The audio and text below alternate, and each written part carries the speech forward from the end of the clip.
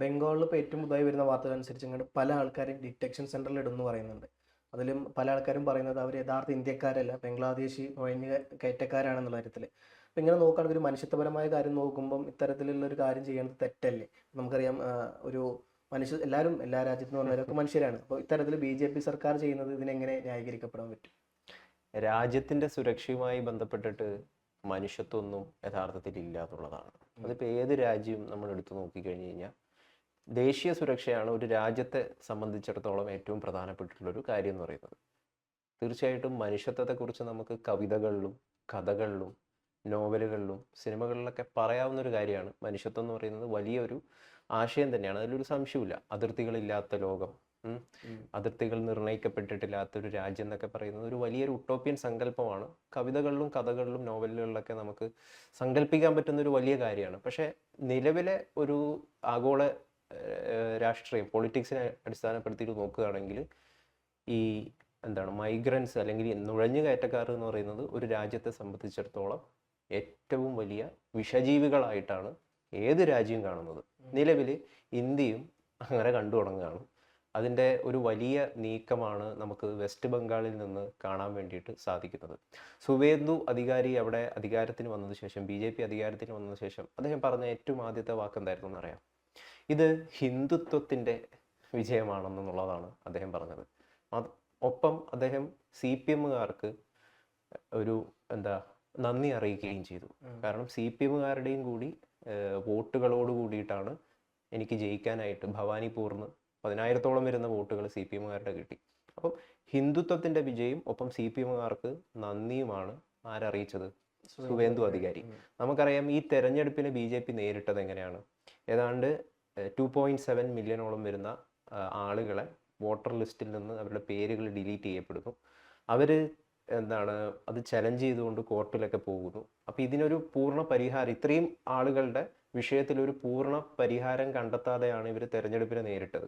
അങ്ങനെയാണ് വിജയത്തിലേക്ക് എത്തിയത്. അതായത് 90 ലക്ഷത്തോളം വരുന്ന ആളുകൾ, അല്ലേ, 90 മില്യൺ ഓളം വരുന്ന ആളുകളെ വോട്ടർ ലിസ്റ്റിൽ നിന്ന് പുറത്താക്കപ്പെട്ടു. ഇതിൻ്റെ അടിസ്ഥാനത്തിലാണ് യഥാർത്ഥത്തിൽ BJPക്ക് ഈ വലിയൊരു വിജയം ഇവിടെ നേടാൻ പറ്റിയത്, വെസ്റ്റ് ബംഗാളിൽ നേടാൻ പറ്റിയത്.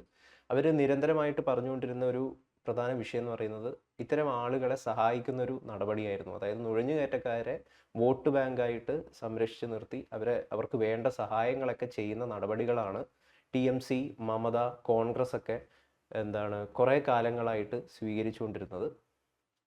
അപ്പോൾ അതിനെതിരെയുള്ളൊരു പോരാട്ടം കൂടിയാണ് നമ്മൾ നടത്തിയത് എന്നാണ് സുവേന്ദുവും പറയുന്നത്. BJP പ്രചരണം പോലും അങ്ങനെയാണ് അഴിച്ചുവിട്ടത്. അപ്പോൾ അതിൻ്റെ ഒരു അടിസ്ഥാനത്തിലാണ് മമതയ്ക്ക് തോൽക്കേണ്ടിയും വന്നിട്ടുള്ളത്. കാരണം ഇത്രയും വരുന്ന ആളുകൾ മമതയുടെ ഒരു വലിയ വോട്ട് ബാങ്ക് തന്നെയായിരുന്നു, അതിൽ സംശയമൊന്നുമില്ല. അപ്പം ഇത്രയും ആളുകളെ പുറത്താക്കപ്പെടുന്നു. അതോടൊപ്പം തന്നെ മമതയുടെ ഭരണവുമായി ബന്ധപ്പെട്ടിട്ടുള്ള കുറേയധികം പരാജയങ്ങളും പോരായ്മകളും അവിടെ നിലനിൽക്കുന്നുണ്ട്. ഇപ്പോൾ സ്ത്രീകളുടെ സുരക്ഷയുമായി ബന്ധപ്പെട്ടിട്ട്, അതേപോലെ വെൽഫെയർ സ്കീമിൽ സംഭവിക്കുന്ന കൃത്യമായിട്ടുള്ള രീതിയിലുള്ള ഇൻവെസ്റ്റ്മെൻറ്റുകൾ നടക്കുന്നില്ല, ദാരിദ്ര്യം മാറുന്നില്ല, അങ്ങനെയുള്ള കുറേയധികം പ്രശ്നങ്ങൾ. 15 വർഷം ഇവർ ഭരിച്ചിട്ടും വേണ്ട രീതിയിലുള്ളൊരു മാറ്റം ബംഗാളിൽ സംഭവിക്കുന്നില്ല. പിന്നെ ഒപ്പം തീർച്ചയായിട്ടും പോളറൈസേഷൻ, ഒരു ഹിന്ദുത്വ പോളറൈസേഷൻ കൃത്യമായിട്ട് വിജയകരമായിട്ട് ആസൂത്രണം ചെയ്യാനായിട്ട് BJPക്ക് അവിടെ സാധിച്ചു. ഒരു ഹിന്ദുക്കളുടെ ഒരു ഏകീകരണം സംഭവിച്ചു. അപ്പോൾ ഇപ്പം ഈ പറഞ്ഞ എല്ലാ കാരണങ്ങളും കൊണ്ടാണ് അവിടെ സുവേന്ദു അധികാരിക്ക്, BJPക്ക് ആദ്യമായിട്ട് വെസ്റ്റ് ബംഗാളിൽ അധികാരത്തിലേക്ക് വരാൻ പറ്റിയത്. അപ്പോൾ അവരുടെ തെരഞ്ഞെടുപ്പ് കാലഘട്ടങ്ങളിലൊക്കെ അവർ ഏറ്റവും കൂടുതൽ എംഫസൈസ് ചെയ്തൊരു കാര്യമാണ് നുഴഞ്ഞുകയറ്റക്കാരെ നമ്മൾ ആട്ടിപ്പുറത്താക്കും എന്നുള്ളൊരു കാര്യം. അതിപ്പം വളരെ ജാഗ്രതാപരമായിട്ട് ചെയ്തുകൊണ്ടിരിക്കുകയാണ്. അതിൻ്റെ അടിസ്ഥാനത്തിൽ ഇപ്പം വെസ്റ്റ് ബംഗാളിൽ ആദ്യമായിട്ട് ഒരു ഡിറ്റൻഷൻ ക്യാമ്പ് ആരംഭിച്ചിരിക്കുകയാണ്. മാൾട്ട എന്ന് പറയുന്ന സ്ഥലത്താണ് ഈ ഡിറ്റൻഷൻ ക്യാമ്പ് വന്നിരിക്കുന്നത്. ഇതൊരു എക്സ്ക്ലൂസീവ് വാർത്തയാണ്. അതായത് ഈ ഇല്ലീഗൽ ഇമിഗ്രൻസിനെ ഹോൾഡ് ചെയ്യാനുള്ള സ്ഥലം, അവർക്ക് വേണ്ട രീതിയിലുള്ള ഭക്ഷണങ്ങളും മറ്റ് സുരക്ഷാ സംവിധാനങ്ങളൊക്കെ നൽകിക്കൊണ്ട് തൽക്കാലം അവിടെ അവരെ പാർപ്പിക്കും. പിന്നീട് അവരുടെ നാട്ടിലേക്ക്, ബംഗ്ലാദേശിലേക്ക് പറഞ്ഞയക്കും. അപ്പോൾ ഈ മാൾട്ടയിലുള്ള ഡിറ്റൻഷൻ ക്യാമ്പിൽ ഇപ്പോൾ 9 പേരെയാണ്, ബംഗ്ലാദേശികളായിട്ടുള്ള 9 പേരെയാണ് കണ്ടെത്തിയിരിക്കുന്നത്. 3 സ്ത്രീകൾ, 6ഓളം വരുന്ന 18 വയസ്സിന് താഴെയുള്ള ആളുകൾ, മൈനർ, ഇത്തരത്തിലുള്ള ആളുകളെയാണ് കണ്ടെത്തിയിരിക്കുന്നത്. അതോടൊപ്പം തന്നെ ലാൽഗുല എന്ന് പറയുന്ന മുർഷിദാബാദിലെ സ്ഥലത്ത് 2ഓളം വരുന്ന ഡിറ്റൻഷൻ ക്യാമ്പുകൾ അടുത്ത ദിവസങ്ങളിൽ ആരംഭിക്കാനുള്ള സാധ്യതയുണ്ട് എന്നും ഇപ്പം പുറത്തു വരുന്ന റിപ്പോർട്ടുകൾ സൂചിപ്പിക്കുന്നുണ്ട്. ഈ ലാൽഗുലയിൽ നിന്ന് 3ഓളം വരുന്ന ബംഗ്ലാദേശി പൗരന്മാരെയാണ് ഇപ്പോൾ BJP സർക്കാർ സുവേന്ദു അധികാരി കണ്ടെത്തിയിരിക്കുന്നത്. അപ്പോൾ അവിടെ നിരവധിയായിട്ടുള്ള ഡിറ്റൻഷൻ ക്യാമ്പുകൾ ആരംഭിക്കാനുള്ള സാധ്യതകളല്ല, തീർച്ചയായിട്ടും ആരംഭിക്കും എന്ന സൂചനകളാണ് ഇതൊക്കെ നൽകുന്നത്. മിനിസ്ട്രി ഓഫ് ഹോം അഫയേഴ്സ്, കേന്ദ്ര ആഭ്യന്തര മന്ത്രാലയം കഴിഞ്ഞ ദിവസമാണ് ഈ സംസ്ഥാനങ്ങൾക്കൊക്കെ കൃത്യമായിട്ടുള്ള നോട്ടിഫിക്കേഷൻ നൽകിയിട്ടുള്ളത്. അതിൻ്റെ അടിസ്ഥാനത്തിലാണ്, അതായത് ഡിറ്റൻഷൻ ക്യാമ്പുകൾ ഈ ബോർഡർ പങ്കിടുന്ന സംസ്ഥാനങ്ങളുണ്ടാവുമല്ലോ, അവർ കൃത്യമായിട്ട് ഡിറ്റൻഷൻ ക്യാമ്പുകൾ ആരംഭിക്കണമെന്ന് കഴിഞ്ഞ ദിവസമാണ് മിനിസ്ട്രി ഓഫ് അഫയേഴ്സിൻ്റെ നോട്ടിഫിക്കേഷൻ ഉണ്ടായത്. അതിൻ്റെയൊക്കെ പുറത്താണ്, അതിൻ്റെയൊക്കെ പിന്നാലെയാണ് ഇത്തരത്തിലുള്ള ഞെട്ടിപ്പിക്കുന്ന നീക്കങ്ങൾ നടന്നുകൊണ്ടിരിക്കുന്നത്. അപ്പോൾ ഫവാസ് ആദ്യം ചോദിച്ചതുപോലെ ഞാൻ അതിൻ്റെ ഉത്തരം ആദ്യമേ പറഞ്ഞു കഴിഞ്ഞു.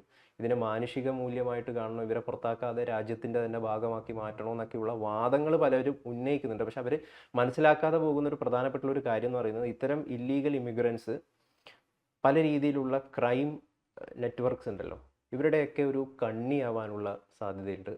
അങ്ങനെയുള്ള നമ്മളെ മയക്കുമരുന്ന് കടത്ത്, അതേപോലെ ഹ്യൂമൻ ട്രാഫിക്കിങ്, ഇതൊക്കെ ഇതുമായി ബന്ധപ്പെട്ടിട്ട് നിൽക്കുന്നുണ്ട്. ഇപ്പോൾ മോഡി തന്നെ ഈ തെരഞ്ഞെടുപ്പ് കാലത്ത് പറഞ്ഞ ഒരു പ്രധാനപ്പെട്ടുള്ളൊരു കാര്യം എന്ന് പറയുന്നത്, അനധികൃത കുടിയേറ്റം ഇന്ത്യയുടെ ദേശീയ സുരക്ഷയ്ക്കും സാമൂഹിക സന്തുലിതാവസ്ഥയ്ക്കും സോഷ്യൽ ബാലൻസ്, പാവപ്പെട്ടവരുടെയും ഇവിടെയുള്ള യുവാക്കൾക്കും വലിയ ഭീഷണിയാണ് സൃഷ്ടിക്കുന്നത്. ലോകത്തിലെ വലിയ ജനാധിപത്യ രാജ്യങ്ങൾ പോലും അനധികൃത കുടിയേറ്റക്കാരെ തിരിച്ചറിയുകയും തടഞ്ഞു വയ്ക്കുകയും നാടുകടത്തുകയും ചെയ്യുന്നുണ്ട്. അവരുടെ ജനാധിപത്യ യോഗ്യതകളെ ചോദ്യം ചെയ്യാതെയാണ് അവർ നിയമവിരുദ്ധ കുടിയേറ്റക്കാരെ തിരിച്ചറിയുകയും കസ്റ്റഡിയിലെടുക്കുകയും നാടുകടത്തുകയും ചെയ്യുന്നത്. അപ്പോൾ കമ്പാരിറ്റീവ്ലി നമ്മൾ മറ്റ് രാജ്യങ്ങളെ വെച്ച് നോക്കുകയാണെങ്കിൽ, ഇപ്പം കാത്തോലിക് ഡൊമിനേഷനുള്ള ഇറ്റലിയെക്കുറിച്ച് നമുക്കൊന്ന് കമ്പയർ ചെയ്യാം. അവിടെ മിലോനി, അവരാണ് ജോർജ് മിലോനി എന്നോ അങ്ങനെയല്ലേ പേര്, അവരാണ് അവിടെ ഭരിക്കുന്നത്. ഇഷ്ടം പോലെ ഡിറ്റൻഷൻ ക്യാമ്പുകളാണ് ഇറ്റലിയിലുള്ളത്. ഈ നുഴഞ്ഞുകയറ്റക്കാർക്കെതിരെ കൃത്യമായിട്ടുള്ള ഭയങ്കരമായിട്ടുള്ള നടപടികളാണ് ഇത്തരത്തിലുള്ള രാജ്യങ്ങൾ സ്വീകരിക്കുന്നത്. ഇപ്പോൾ US ആയിക്കോട്ടെ, US നമുക്കറിയാലോ ട്രംപിൻ്റെ, US ആയിക്കോട്ടെ, UK ആയിക്കോട്ടെ, യൂറോപ്യൻ യൂണിയൻ ആയിക്കോട്ടെ, ഇത്തരത്തിലുള്ള രാജ്യങ്ങളൊക്കെ ഭയങ്കരമായിട്ടുള്ള നിലപാടുകളാണ് സ്വീകരിക്കുന്നത്.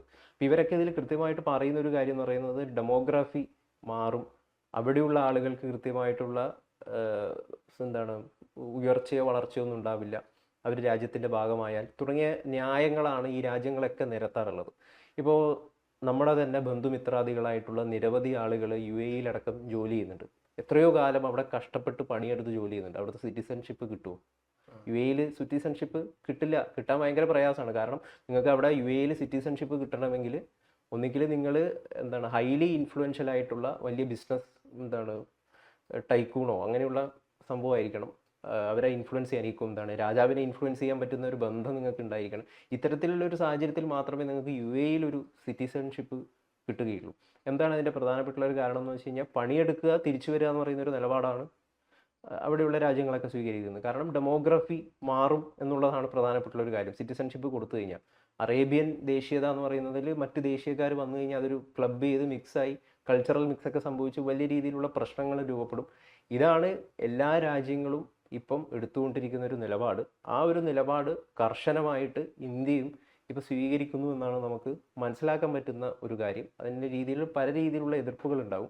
എനിക്കതിൽ പറയാനുള്ളൊരു പ്രത്യേക ഒരു കാര്യം എന്താണെന്ന് വെച്ച് കഴിഞ്ഞാൽ, ഇത്തരത്തിൽ ആളുകളെ പുറത്താക്കുമ്പം അത് ജനങ്ങളെ കൺവീൻസ് ചെയ്യാൻ പറ്റുന്ന രീതിയിൽ നമ്മൾ വളരെ കൃത്യമായ രീതിയിലാണ് ഈ നുഴഞ്ഞുകയറ്റക്കാരെ പുറത്താക്കിയിരിക്കുന്നത് എന്ന് കൺവിൻസ് ചെയ്യാനായിട്ട് ഒരു സർക്കാരിന് സാധിക്കണം എന്നുള്ളതാണ്. അവിടെ ഏതൊക്കെയോ രീതിയിൽ BJP സർക്കാർ പരാജയപ്പെടുന്നുണ്ട് എന്ന് പറയുന്നത് ഒരു യാഥാർത്ഥ്യമാണ്.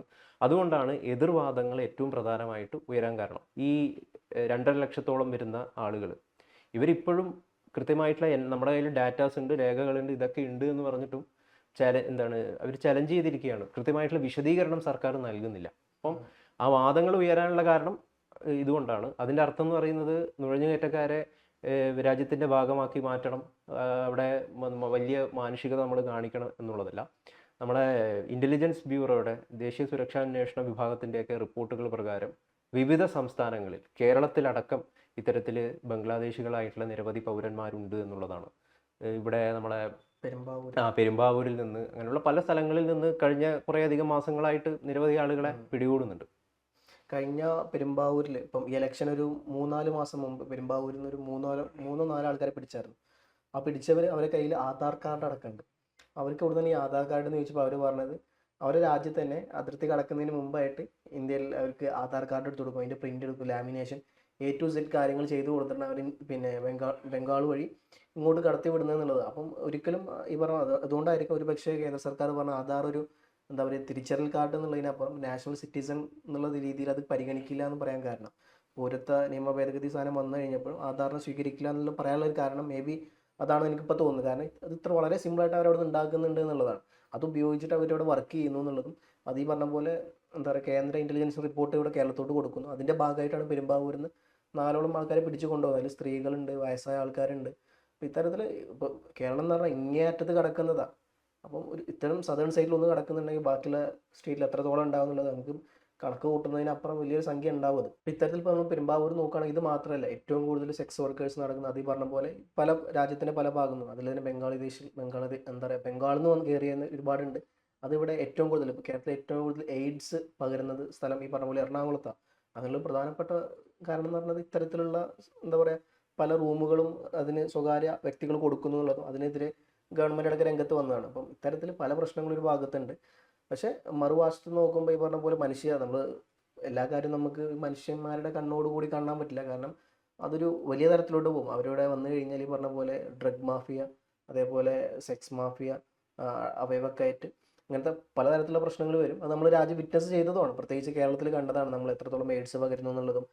അതേപോലെ തന്നെ ഇപ്പോൾ അടുത്തടക്കം ഒരാഴ്ച മുമ്പ് തന്നെ ഏറ്റവും കൂടുതൽ മയക്കുമരുന്ന് പിടിക്കപ്പെട്ടത് കേരളത്തിലായിരുന്നു. ഇത്തരത്തിൽ നോക്കുമ്പോൾ എന്തുകൊണ്ടും ഇത് വലിയ തരത്തിലുള്ള പ്രശ്നങ്ങളാണ്. അപ്പൊ ഇത് അതാണ് തീർച്ചയായിട്ടും. അപ്പൊ ഇത് ഏതെങ്കിലും ഒരു മതത്തിനെതിരെ മാത്രമുള്ള ഒരു സംഗതിയാണ് എന്ന് മാത്രം നമ്മൾ ഇതിനെ വ്യാഖ്യാനിക്കുന്നതിൽ യാതൊരു തരത്തിലുള്ള അർത്ഥമില്ല എന്നുള്ളതാണ്. കാരണം തുടക്കത്തിൽ പറഞ്ഞത് തന്നെയാണ് ഒന്നും കൂടി സൂചിപ്പിക്കാനുള്ളത്. മാനുഷികത എന്ന് പറയുന്നത് വലിയൊരു സംഗതിയാണ്. അത് കവിതകളിലും കഥകളിലും നോവലുകളിലും നമ്മൾ മനുഷ്യന്മാർ അങ്ങോട്ടും ഇങ്ങോട്ടുമുള്ള ഇടപെടലുകളിലൊക്കെ കാണിക്കേണ്ട ഒരു സംഗതിയാണ് ഈ മാനുഷികത എന്ന് പറയുന്നത്. മതമൊന്നും കാണിക്കാതെ മനുഷ്യനെ സ്നേഹിക്കാനായിട്ട് നമുക്ക് എല്ലാവർക്കും പറ്റുക എന്നുള്ളത്. പക്ഷെ ഒരു രാജ്യത്തിനെ സംബന്ധിച്ചിടത്തോളം അതിർത്തി നിശ്ചയിച്ചിട്ടുള്ള അതിന് കൃത്യമായിട്ടുള്ള നിയമാവലിയുള്ള ഒരു രാജ്യത്തിനെ സംബന്ധിച്ചിടത്തോളം മാനുഷികത എന്ന് പറയുന്ന സാധനം എല്ലാ കാലവും പരിഗണിക്കാൻ പറ്റുന്ന ഒരു സംഗതിയല്ല. രാജ്യത്തിൻ്റെ സുരക്ഷ അനുസരിച്ചിട്ട് ആ സുരക്ഷയ്ക്ക് ഭീഷണി ഉണ്ടാക്കുന്നത് ആരൊക്കെയാണ് എന്ന് കൃത്യമായിട്ട് കണ്ടെത്തുകയും അവരെ അവരുടെ രാജ്യത്തേക്ക് തിരിച്ചയക്കുകയും ചെയ്യുക എന്നുള്ളതാണ് ഏറ്റവും ഉചിതമായിട്ടുള്ളൊരു കാര്യം. അപ്പോൾ അതിൻ്റെ ഭാഗമായിട്ട് BJP ഇപ്പോൾ വെസ്റ്റ് ബംഗാളിൽ ഒരു ഡിറ്റൻഷൻ ക്യാമ്പ് ആദ്യമായിട്ട് ആരംഭിച്ചിരിക്കുകയാണ്. അതൊന്നും കൂടി ആവർത്തിക്കുകയാണ്. അത് മാൾട്ട എന്ന് പറയുന്ന സ്ഥലത്താണ് വന്നിരിക്കുന്നത്. 9ഓളം പേരെയാണ് ഇപ്പോൾ കണ്ടെത്തിയിരിക്കുന്നത്. അതിൽ 3 സ്ത്രീകളും 6ഓളം വരുന്ന മൈനർമാരുമാണുള്ളത്. കേന്ദ്ര ആഭ്യന്തര മന്ത്രാലയത്തിൻ്റെ നോട്ടിഫിക്കേഷൻ അനുസരിച്ചിട്ടാണ്, സംസ്ഥാനങ്ങൾക്ക് നൽകിയ നോട്ടിഫിക്കേഷൻ അനുസരിച്ചിട്ടാണ് ഇത്തരം ഒരു ഡിറ്റൻഷൻ ക്യാമ്പ് ആരംഭിച്ചിരിക്കുന്നത്. ഇത് ബംഗാളിലെ 3D മോഡൽ എന്ന് പറയുന്നതിൻ്റെ ഒരു അടിസ്ഥാനത്തിലാണ് നടപ്പിലാക്കിയിരിക്കുന്നത്. 3D മോഡൽ എന്ന് പറയുന്നത് ഡിറ്റക്ട്, ഡിലീറ്റ് ആൻഡ് റിപ്പോർട്ട് എന്ന് പറയുന്നതാണ്. കണ്ടെത്തുക, പിന്നെ അവരെ ഇല്ലായ്മ ചെയ്യുക, പിന്നെ അവരെ അവരുടെ രാജ്യത്തേക്ക് പറഞ്ഞയക്കുക എന്ന് പറയുന്ന ഒരു 3D മോഡലാണ് ഇപ്പോൾ ബംഗാളിൽ ആസൂത്രണം ചെയ്തിരിക്കുന്നത്. അതിൻ്റെ ഭാഗമായിട്ടാണ് ഇത്തരം നടപടികളിലേക്ക് കടന്നിരിക്കുന്നത്. ഇതൊരു എക്സ്ക്ലൂസീവ് റിപ്പോർട്ടാണ്. ഇപ്പോൾ ദേശീയ മാധ്യമങ്ങളൊക്കെ വലിയ രീതിയിൽ ഇതിപ്പോൾ റിപ്പോർട്ട് ചെയ്യാൻ റിപ്പോർട്ട് ചെയ്തുകൊണ്ടിരിക്കുകയാണ്. എനിക്ക് തോന്നുന്നു മലയാള മാധ്യമങ്ങൾ അധികം ഇതൊന്നും പറഞ്ഞിട്ടില്ല എന്ന് തോന്നുന്നു.